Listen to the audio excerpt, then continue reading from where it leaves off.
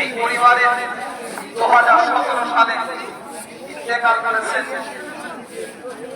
আশিকে রাসূল, আল্লাহ কবুল করেছিলেন ফিদায়ে রাসূল পীর আল্লামা দৌলতুদ্দিন সিদ্দিকী চাচাজান হুজুর কিবলা। 2018 সালে 1 জানুয়ারি ইন্তেকাল করেন পীর আল্লামা সাইফুদ্দিন সিদ্দিকী চাচাজান হুজুর পীর কিবলা। এবং বড় দুঃখের সাথে বলতে বাধ্য, এই বছরই আমাদের মাঝখান থেকে বিদায় নিয়েছেন 16 আগস্ট আমাদের মুরব্বী, আমার বড় চাচি আব্বাচা। দুনিয়া থেকে সকলকে চলে যেতে হবে।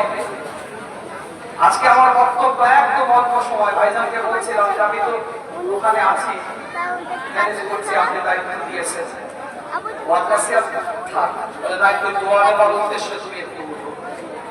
একদম সীমিত সময়ের মধ্যে একটাই কথা বলবো।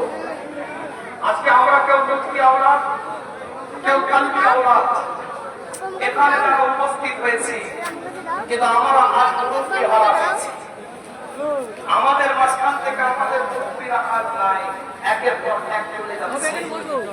এই যে আমাদেরকে রেখে গিয়েছে, আমরা যে সবর করে আসি, আল্লাহ আমাদের কি মাকাম দিয়েছে এটা উপর আজকে আলোচনা।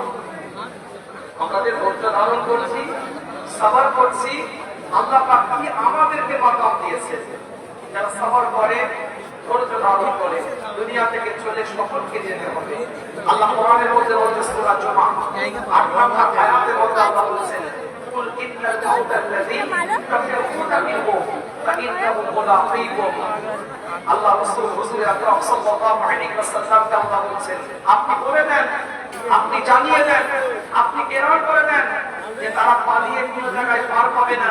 মৃত্যু তাদেরকে পাকড়াও করবে, মৃত্যু তাদেরকে ধরবে, মৃত্যু তাদের জন্য আসবে।